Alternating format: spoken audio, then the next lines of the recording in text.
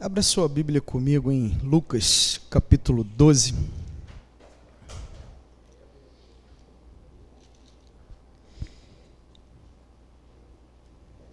Semana passada nós estivemos falando a respeito de viver por algo maior, né? Falamos sobre esse texto, sobre esse crescimento exacerbado do cristianismo em nossos dias, que se podemos dizer que é um crescimento ou apenas um inchaço, e esse pensamento que domina essa sociedade, inclusive adentra pelas portas das igrejas em busca de coisas materiais, de coisas terrenas e passageiras que ficarão, como nós falamos na semana passada, não há gaveta nos caixões, não podemos levar nada dessa vida, como muito bem diz Paulo, né, na sua carta a Timóteo.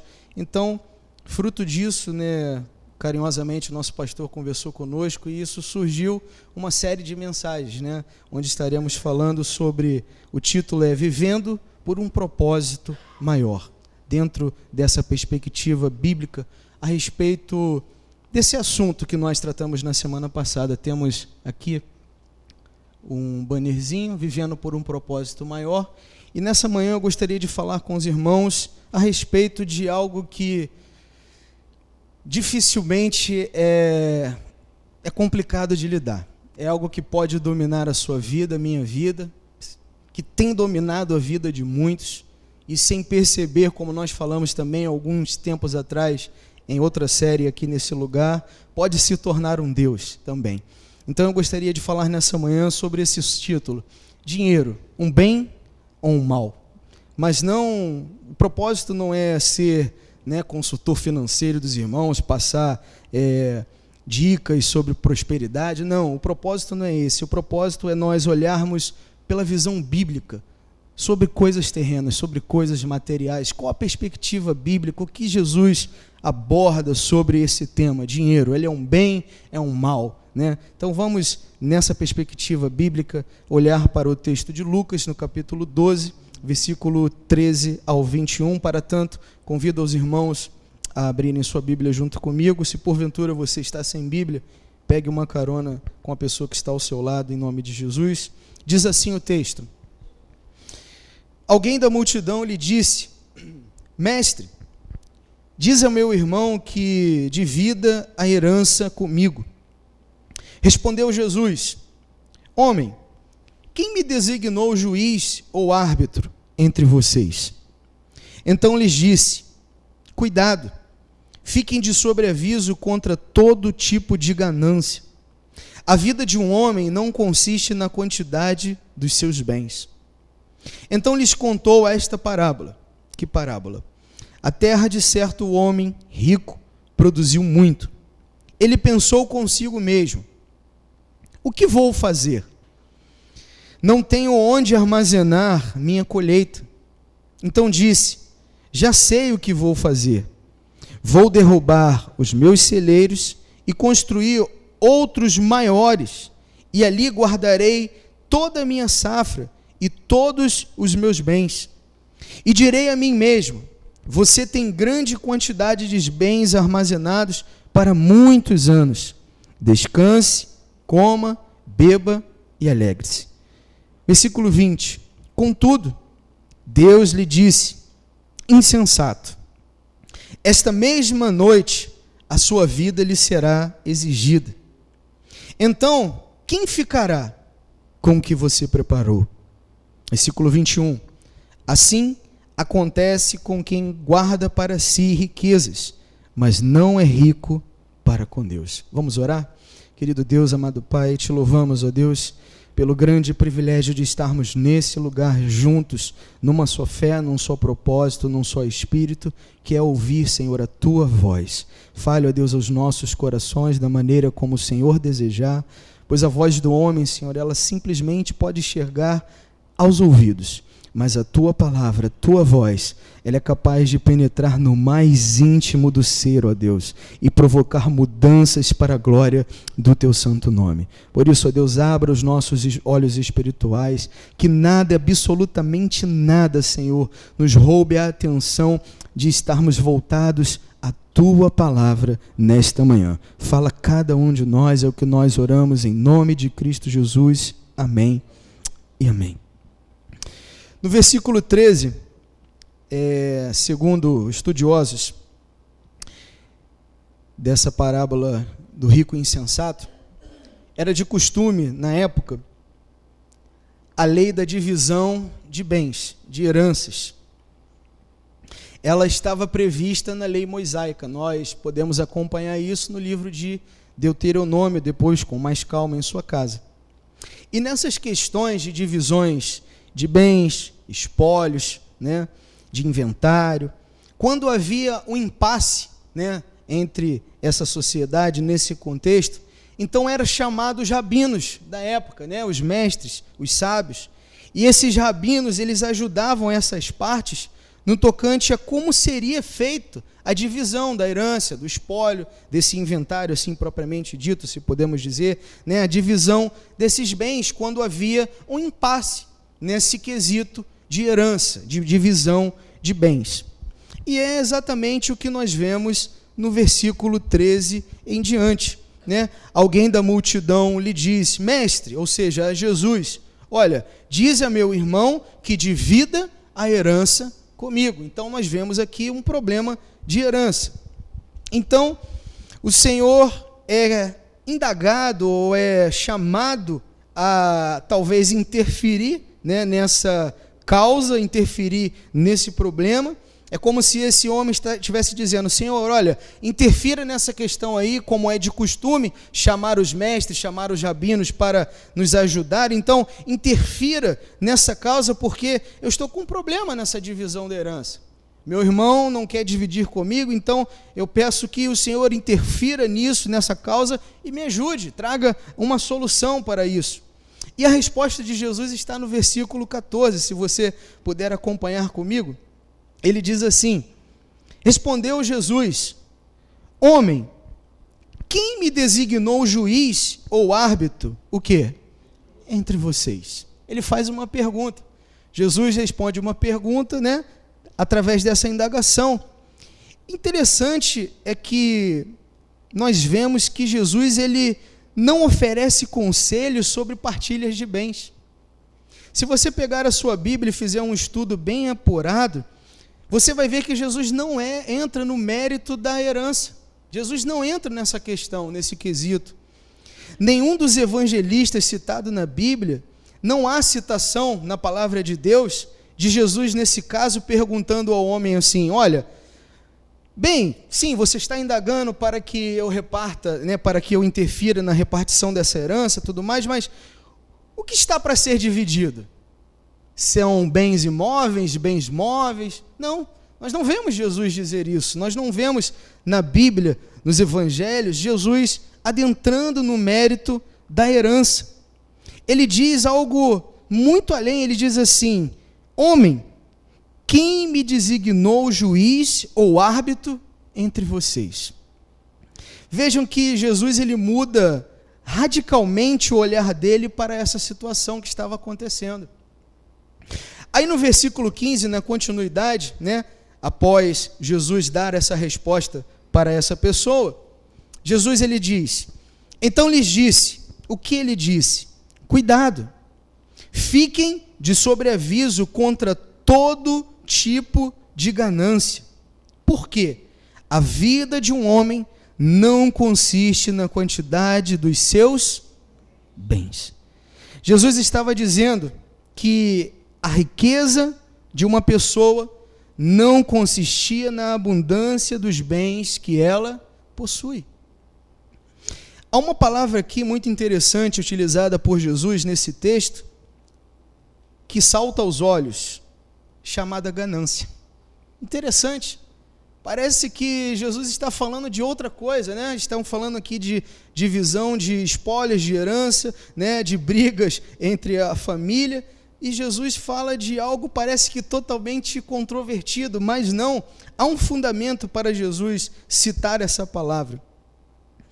Há um estudo, irmãos, que começou por volta do 4º século, chamado Os Pais do Deserto. quando você tiver um tempinho, você pode jogar lá no Dr. Google e pesquisar. É um estudo chamado Os Pais do Deserto. E esse estudo é muito interessante, me chamou muita atenção e eu gostaria de compartilhar com os irmãos nessa manhã um pouquinho do que os pais desse deserto significa.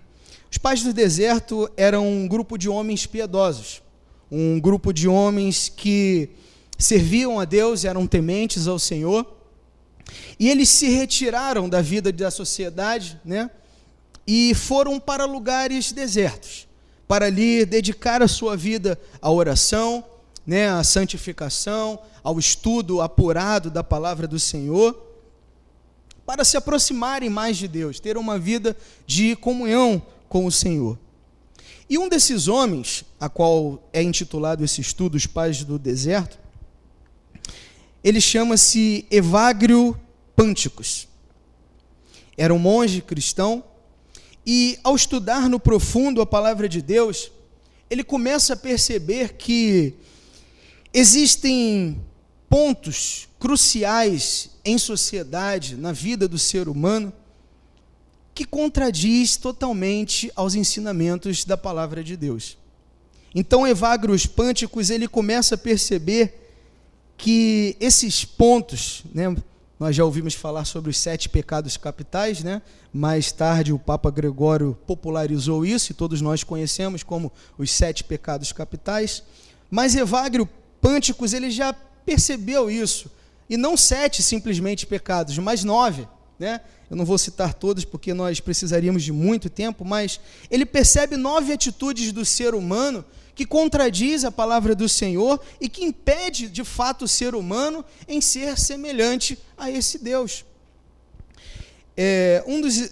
Desses estudos desse homem, muito me chamou a atenção, não tem muito a ver com o que nós vamos falar, mas certa vez uma pessoa chega a ele e diz assim: olha, eu tenho um sério problema de falar dos outros, eu falo demais dos outros, eu falo demais da vida dos outros.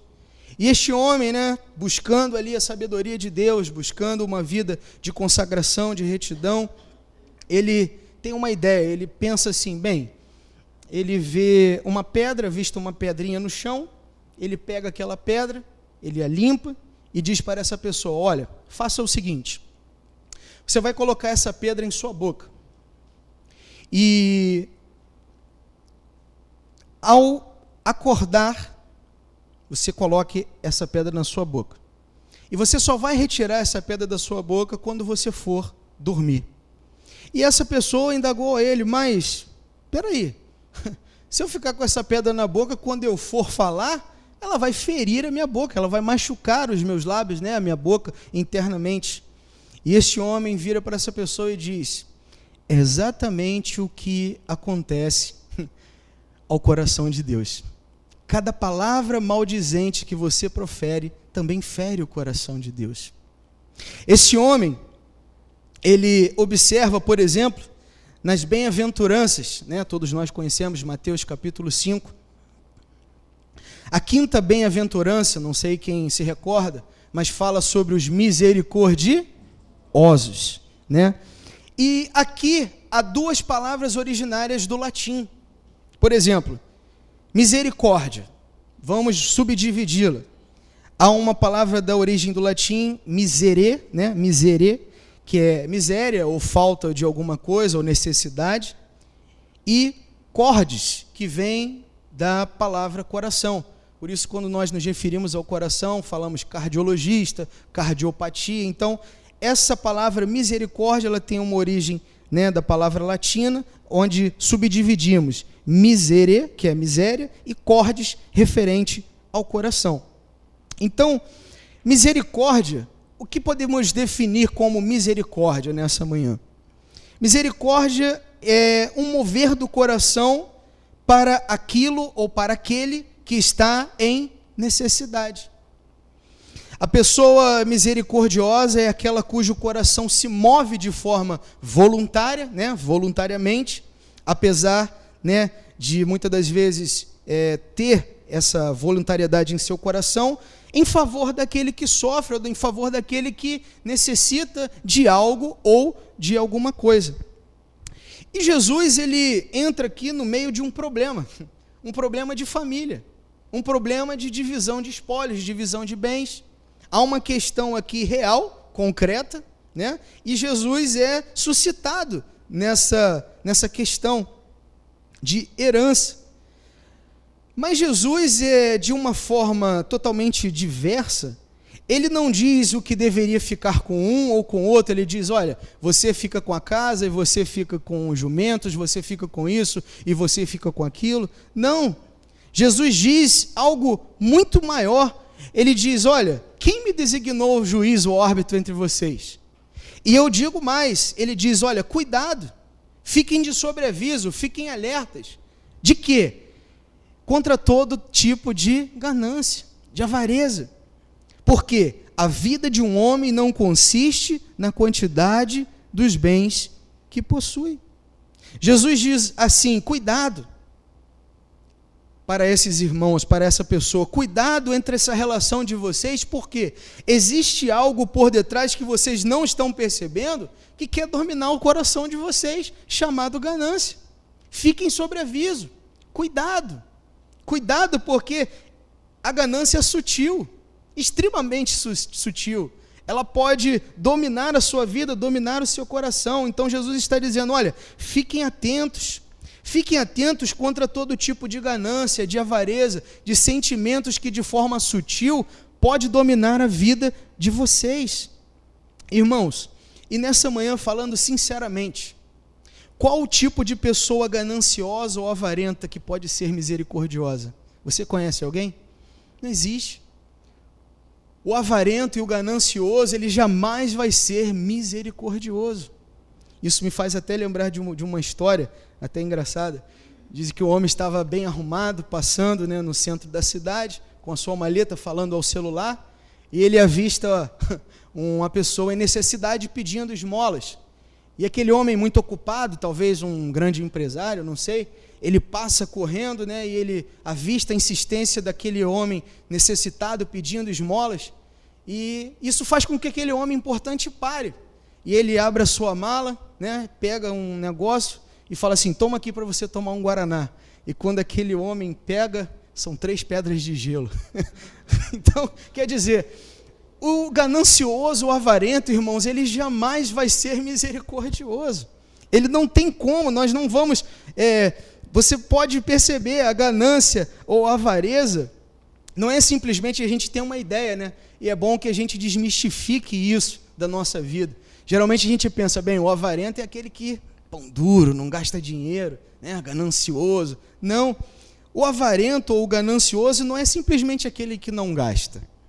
A ganância ou a avareza, ela é classificada como o desejo incontrolável pela vontade de possuir tudo para si próprio, ou seja, de não repartir nada com ninguém, de reter, né, como nós falamos na semana passada, querem nos transformar em uma represa, onde só estoca, né? Mas na verdade nós temos que ser como um leito no rio, onde as águas entram e saem, jorram e continuam. Então, ganância ou avareza não é simplesmente aquele que não gasta, que não abre a sua mão, né? Que nem abre a mão nem para dizer amém. Não, não é isso. A ganância e a avareza é esse desejo incontrolável pela vontade de possuir tudo para si. Tudo para si. O ganancioso ou avarento, ele jamais conseguirá ser misericordioso. Jamais. Ele não consegue, muitas das vezes, enxergar o bem que talvez as suas posses ou o seu dinheiro poderia fazer ao outro em necessidade. O ganancioso ou avarento, ele não consegue enxergar que talvez o investimento de suas posses poderiam trazer alegria para outras pessoas. Ele jamais consegue enxergar isso. E voltando ao texto, ele... Na continuidade, Jesus dizendo, alertando a essa pessoa sobre o cuidado de ficar atento, sobre aviso, sobre todo tipo de ganância, de avareza. Ele continua no versículo 16 dizendo algo muito interessante. Depois dessa advertência, dessa admoestação, Jesus continua. Então lhes contou uma parábola. Que parábola é essa? Diz assim: a terra de certo homem, o quê? Rico. não era de homem pobre, não era de um homem em necessidade, não era de um homem, né, ruim de situação, mas era um homem rico, diz o texto de uma forma muito clara. A terra desse certo homem rico produziu muito, e ele pensou consigo mesmo: o que vou fazer? Não tenho onde armazenar o quê? A minha colheita. Esse homem, irmãos, citado na parábola, era rico. Não era uma pessoa qualquer, não era uma pessoa em necessidade. Ele era rico. E ele, nesse auge de sua riqueza, aqui, né, no contexto agrícola, ele diz: olha, eu não tenho mais onde armazenar a minha colheita. Eu já estou abastado, eu estou farto, não tenho mais o que fazer, né? Onde eu vou colocar, eu não tenho mais espaço, né? Porque a minha colheita produziu muito, então e agora, o que eu vou fazer? Muitos de nós, talvez, irmãos, estejamos nessa manhã na condição deste homem. Há quem possa dizer assim: bem, irmão, mas eu não tenho esse dinheiro todo, eu não tenho essa posse toda. Mas é exatamente isso. Talvez muitos de nós nos encontremos nessa situação dessa parábola. Será que talvez o nosso coração não esteja se inclinando, ou já esteja inclinado à ganância, à avareza? Talvez há quem diga: mas como assim, irmão? Eu não tenho posses, eu não tenho toda essa riqueza, eu não sou rico. O texto diz bem claro que ele era um homem rico, e eu não sou rico, eu não tenho tanto dinheiro assim. Mas é exatamente isso que trata o texto. Lembram do que Jesus vai dizer no versículo 15? Cuidado, fiquem atentos, fiquem de sobreaviso contra todo tipo de ganância. Pode ser que eu e você nessa manhã não tenhamos essa condição financeira elevada como a este homem da parábola. Pode ser que nós não tenhamos todos esses bens ou toda essa colheita, né, a conta bancária repleta. Mas muitas das vezes eu e você nos prendemos talvez ao pouco no que nós temos. Muitas das vezes nos agarramos a esse pouco que possuímos de uma forma a não estar disposto a soltar de forma nenhuma. E Jesus diz àquele homem: olha, fique atento, cuidado. Cuidado contra a ganância, cuidado contra esse sentimento. Existe algo querendo dominar o coração de vocês. E o avarento, irmãos, ele não é avarento só com dinheiro. Avareza ou ganância, né, citada no texto, o avarento ele não é só avarento simplesmente com posses, com riquezas. O avarento, ele é avaro também de amor. Você sabia? O avarento, ele é avaro também de afeto, de carinho, de compaixão, de misericórdia. O avarento não é só simplesmente, geralmente a gente tem essa ideia, é só com dinheiro. Não. A pessoa também passa a ser ávara, né? Ávaro com a falta do amor, do carinho, da dedicação, da misericórdia. E no versículo 16 em diante, é exatamente esse pensamento que tenta adentrar pelas portas da igreja, que domina essa sociedade, né, em construir coisas, em conquistar coisas terrenas e passageiras. Versículo 16, Jesus está contando essa parábola para ilustrar para esse homem, mais ou menos para que ele possa entender o que Jesus estava querendo falar com ele. Jesus diz: olha, a terra de certo homem rico produziu muito, e ele pensou consigo mesmo: o que vou fazer? Né? O que vou fazer? Não tenho onde armazenar minha colheita. Então disse: já sei o que vou fazer. O quê? Vou derrubar os meus celeiros e construir outros o quê? Olha o pensamento. E ali guardarei toda a minha safra e todos os meus bens. E direi a mim mesmo: você tem grande quantidade de bens armazenados para muitos anos. Faça o quê? Descanse, coma, beba. Consegue perceber a sutileza da ganância e da avareza? Eu não sei se os irmãos conseguem entender bem, mas é exatamente esse o pensamento ou a voz de Mamon no seu ouvido e no meu ouvido. Olha, Quantos de nós, muitas das vezes, ao olharmos para a nossa conta bancária, já não pensamos assim, estou tranquilo, estou seguro, embora não seja muito, mas é um valor razoável, estou tranquilo, até aí o início do ano que vem, ou até a metade do ano que vem, eu estou tranquilo. Só que o grande problema, irmãos, é que nós não podemos, a Bíblia vai dizer que nós não podemos servir a dois senhores. E especificamente nesse texto, é bem claro, ele vai dizer, ou a Deus, ou ao dinheiro, mamon, né, em algumas traduções. Não podemos servir a dois senhores. Certamente agradaremos a um e aborreceremos a outro. E quantas não são as histórias que eu e você conhecemos, mas não histórias fictícias, mas histórias reais, de pessoas que conhecemos que eram detentoras de muitas posses, de muitas riquezas, e que do nada, da noite para o dia, perdem tudo. Quantas e quantas pessoas que, talvez nós conhecemos nessa situação.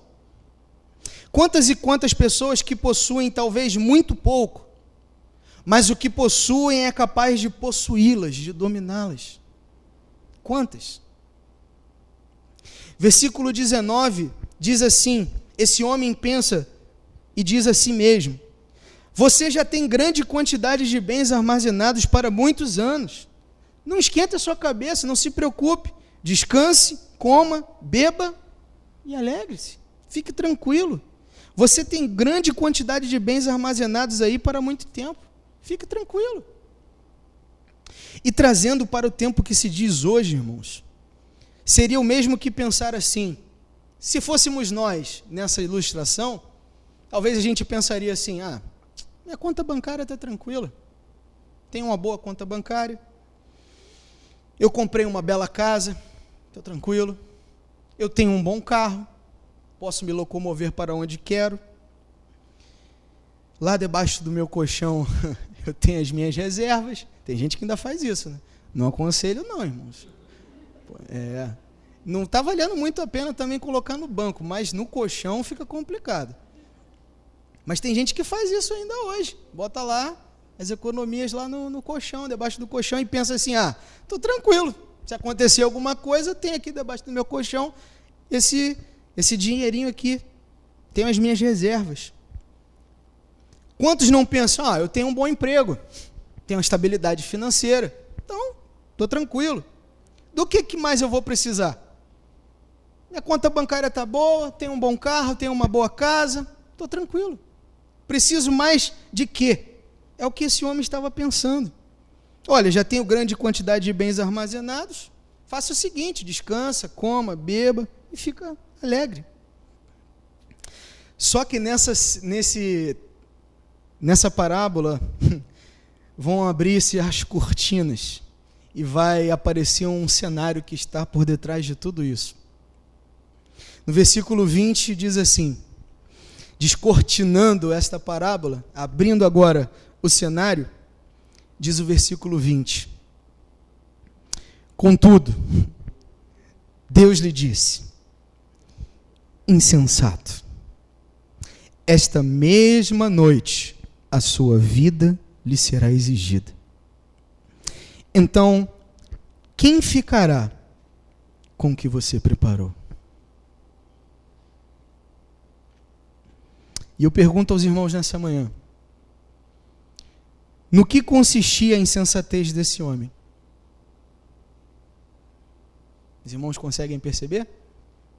No que consistia, em outras traduções, louco, esta noite pedirão a tua alma. No que consistia a loucura desse homem? No que consistia a insensatez desse homem? Talvez com o que diz em Jeremias 17, versículo 5. Assim diz o Senhor, maldito é o homem que confia nos homens, que faz da sua humanidade mortal a sua força, mas não precisa de abrir, mas cujo coração se afasta do Senhor. Maldito o homem que põe no seu bolso a sua esperança. Maldito do homem que acha que é o detentor da vida, e pode fazer tudo. porque simplesmente tudo que ele tem ou possui depende das suas habilidades técnicas e profissionais. Versículo 20, descortinando essa parábola, abrindo agora, a fundo, versículo 20 traz à baila tudo o que Jesus estava querendo explicar. Diz, olha, contudo Deus lhe disse, insensato, esta mesma noite a sua vida lhe será exigida, então quem ficará com o que você preparou? A grande questão, irmãos, que esse homem não compreendeu, é que a maior riqueza que alguém pode ter é Deus, é o Senhor, é viver por um propósito maior, é não ser levado a esse consumismo exacerbado que adentrou as portas das igrejas, dizendo, olha, faça isso para você ter isso, dê isso para você ter isso. O Senhor é o nosso maior tesouro, irmãos. Louvado seja Deus se tudo que você tem glorifique a Deus. Louvado seja Deus se tudo que eu tenho glorifique ao Senhor. Agora, descortinando esse texto, coitado de cada um de nós, se tudo que temos adquirir a nossa alma. Quão insensatos seremos. Como diz em Apocalipse capítulo 3, versículo 17, uma igreja que achava que estava bem, que não precisava de nada absolutamente. E o anjo da igreja diz para essa mesma igreja, você diz, estou rico, adquiri riquezas e não preciso de nada. Mas não reconhece, porém, que é miserável, digno de compaixão, pobre, cego e que está nu. Interessante. Descortinando esse texto, a qual o nosso Senhor, o nosso maior exemplo, está dizendo, ele diz no versículo 20 e 21, contudo Deus disse a esse homem que achava que estava bem, já tinha possuído tudo, que estava tranquilo, estava com a conta bancária repleta, com a colheita, produzindo muito, que agora ele poderia comer, beber, descansar e ficar alegre. Deus ele diz, olha, insensato, esta mesma noite a sua vida lhe será exigida, e para quem ficará o que você preparou? Versículo 21, assim acontece com quem guarda para si riquezas, mas não é rico para com Deus. Entesoura, até enriquece, mas não para com Deus, não para com o propósito maior. Interessante é que no versículo 21 diz, assim como? Assim o quê? Assim, como se estivesse dizendo, insensato. Assim, louco, em outras traduções. Assim, avarento, ganancioso. Assim, é o que acontece com quem guarda para si riquezas. E esquece que o maior possuidor, na verdade, não é o que entesoura nesse mundo. Na verdade, não é a proposta que nos é oferecida hoje da teologia da prosperidade. O maior possuidor é aquele que é rico para com Deus. Como nós falamos na semana passada, parece que é contraditório. Falando assim, podemos dizer, você é contra o dinheiro, contra a prosperidade? De forma nenhuma. Irmãos, eu acredito piamente que Deus deseja prosperar a todos nós. Mas antes de prosperar do lado externo, Deus deseja que nós sejamos prósperos internamente. Para que tudo que adquirimos glorifique o nome dEle. E que não sejamos transformados como muitos lugares aí incentivam as pessoas a serem simplesmente uma represa, onde só estocam. Não, Deus deseja fazer de você e de mim um leito no rio, onde a água entra e sai, e jorra e continua a jorrar. Deus deseja fazer de cada um de nós não somente abençoados, mas também abençoadores. Não ser providos simplesmente, mas também ser provedores. Esse é o contexto, isso é o que Jesus está explicando. Jesus está dizendo de uma forma bem clara, descortinando agora, explicando para essa pessoa, ele diz: assim, insensato, avarento, ganancioso, é o que acontece para com quem acumula riquezas simplesmente para si. E esquece que o maior possuidor é aquele que é rico para com Deus, para com o Senhor. Infelizmente, irmãos, infelizmente, não estamos aqui para julgar ninguém, nem citar nome de igreja alguma, mas pessoas inescrupulosas pegam, por exemplo, um texto como esse, totalmente fora do contexto, para utilizar em cima dos seus pretextos, e dizem: olha, vocês têm que ser ricos com Deus, vocês têm que ser prósperos, vocês foram chamados para ser cabeça e não cauda, para emprestar e não para tomar emprestado. Faça o seguinte, olha, dê tudo que você tem, venda a sua casa, venda o seu carro, como se Deus precisasse disso, como se Deus fosse necessitado. Eu fico imaginando, outro dia eu estava conversando com minha esposa, eu fico indignado, pensando, que Bíblia é essa que leem? Que Deus é esse que falam? Porque eu não conheço. Que Bíblia é essa que leem? Sinceramente, eu não consigo compreender. Então, e pessoas inescrupulosas, sem conhecimento bíblico, teológico, pegam, por exemplo, um texto desse e dizem: olha, venda tudo que você tem, porque você tem que ser rico, você tem que desfrutar do melhor dessa terra, o seu dinheiro vai para Deus, como se Deus fosse muito necessitado. E a mesma Bíblia vai dizer que o nosso Deus é dono do ouro e da prata. Irmãos, acreditem se quiser, isso é público, está na internet, você pode pesquisar. É triste falar isso, mas uma determinada denominação em um dos seus programas de televisão estava vendendo, pasmem os irmãos, escritura da posse do céu. Pasmem, mas é verdade. Você está rindo, mas a coisa é séria. E pessoas compram essa ideia. Você acha que não? Pessoas vão por esse caminho, achando que estão bem. Irmãos, vamos pensar juntos. O que é dinheiro? O que é dinheiro para você? Pense comigo. Dinheiro é uma nota de papel? Simplesmente?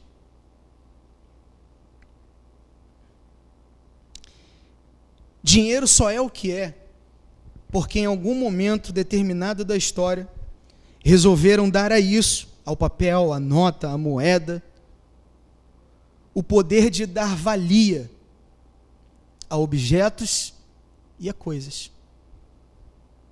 Se do nada eu dissesse: bem, agora isso aqui vai ser o meu dinheiro, isso aqui para mim vai ser o meu dinheiro. Mas o que é o dinheiro então, irmão? É apenas uma nota de papel? Dinheiro, irmãos, não é simplesmente o euro, o real, o dólar, o mandarim e outra moeda corrente de outro país. Dinheiro nada mais é do que aquilo que dá validade ao que eu valorizo. Dinheiro é aquilo que dá validade, que dá valia ao que eu e você valorizamos. Por isso, eu não sei se os irmãos lembram, mas Jesus vai dizer, parafraseando o texto, Jesus diz assim: o que você valida com um instrumento de troca, ganha o seu coração. Lembra? Pois onde está o seu tesouro, aí também está o seu coração. O movimento do nosso dinheiro é o movimento do nosso coração. Ao movimentar o nosso dinheiro, simplesmente mostraremos o que há de importância para nós. Pensemos juntos nessa manhã. Se Deus, o nosso Senhor, valoriza o amor, e se o meu coração está nele, como eu vou validar esse amor que Deus tem?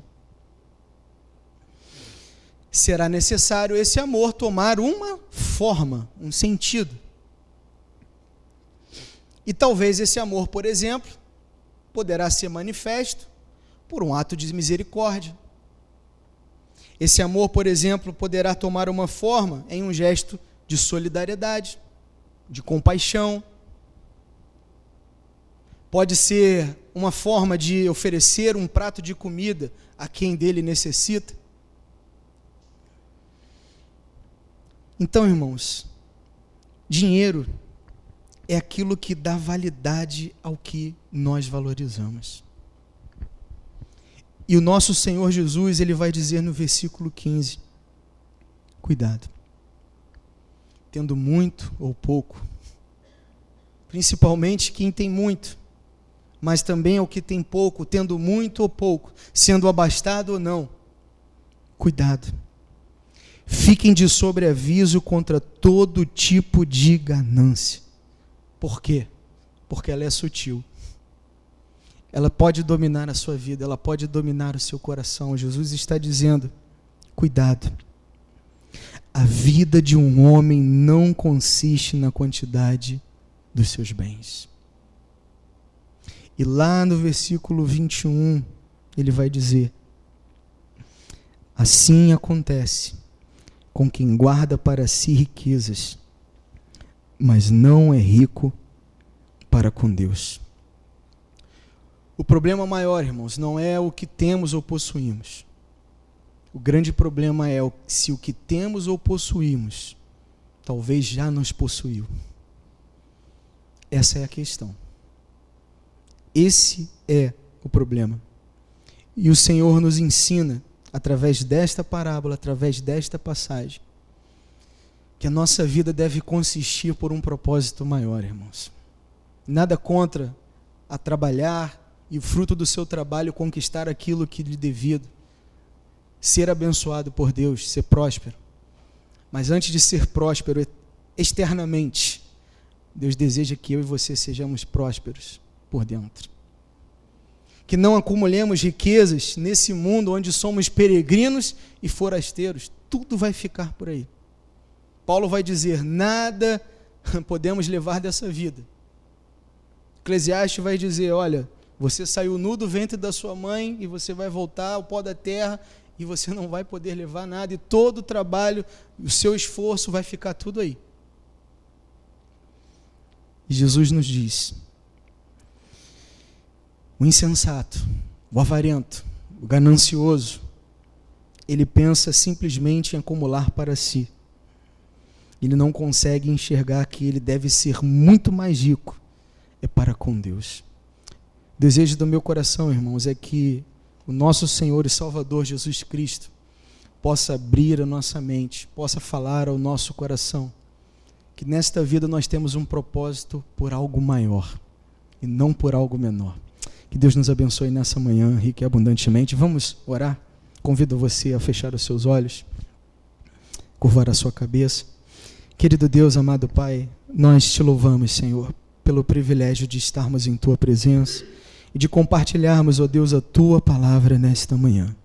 Obrigado, Senhor, pelo texto que lemos, que muito, ó Deus, falou ao meu coração e ao coração também dos irmãos, acredito, ó Pai, nesta manhã. Em vivermos, ó Deus, simplesmente através de pensamentos ou de doutrina, Senhor, que nos ensinam que devemos ser como uma represa, ó Pai, simplesmente estocarmos. Mas que ao descortinarmos esse texto, ao abrir esse texto, no mais profundo, podemos observar que o Senhor estava querendo dizer para essa pessoa que estava com uma briga em família, uma divisão de herança, o Senhor estava querendo dizer, olha, fique atento, cuidado contra a avareza, cuidado contra a ganância, porque ela é sutil, ela pode simplesmente adentrar a sua vida, tomar conta de você e dominar o seu ser. Senhor, obrigado pelo teu alerta sobre as nossas vidas, Senhor. Talvez, ó Pai, nós nos encontremos nessa parábola, talvez muitos de nós já não pensou bem, mas eu estou bem, eu tenho um bom emprego, eu tenho um bom carro, eu tenho uma boa casa, eu tenho uma conta bancária boa, eu estou seguro. Mas o texto nos diz insensato. Tudo isso, Senhor, é pensar dessa maneira, com coisas que ficarão por aqui, que simplesmente, Senhor, são passageiras, transitórias. É insensatez, Senhor. Perdoa, Senhor, muitas das vezes o nosso pensamento, a nossa maneira de agir. Contamos, ó Deus, com o auxílio do Teu Santo Espírito, Pai, para que a ganância, a avareza não encontre, Senhor, solo fértil em nossos corações. Que não sejamos, ó Deus, apegados a coisas materiais. Senhor, que não sejamos, ó Pai, apegados ao dinheiro, que não há problema nenhum em ter. E Paulo vai dizer, mas o problema não é ter, mas o dinheiro possuir você amar a isso mais do que a Deus. Senhor, não permita com que essas coisas aconteçam com cada um de nós, mas que tenhamos, Senhor, os nossos olhos fitos no Senhor, fito na Tua palavra, que possamos, ó Deus, encontrar um abrigo seguro à luz das Tuas Escrituras, Senhor, e ter um objetivo maior na nossa vida, Senhor, é de ser rico sim, mas para com o Senhor, de viver por um propósito maior da eternidade, ó Deus. Obrigado por esta manhã, obrigado, Senhor, pelo testemunho que ouvimos, a vida do casal, Senhor, que sejam abençoados, ó Deus, e continuem sendo abençoados de forma grandiosa, a sua família. Obrigado, Senhor, por tudo, pela vida de cada irmão presente neste lugar, nesta manhã. Leva-nos em paz, em segurança, guardando e livrando de todo e qualquer mal, que mais tarde possamos, Deus, desfrutar de um almoço em família, na Tua santa paz, que a harmonia do Senhor, venha estar em cada lar, em cada vida, em cada coração. E mais tarde possamos estar nesse lugar, mais uma vez, para juntos, Senhor, ouvirmos a Tua voz e uma mensagem do coração do Senhor. É o que nós te pedimos e entregamos o nosso domingo em Tuas mãos, em nome do Pai, do Filho e do Espírito Santo. Amém. E graças a Deus.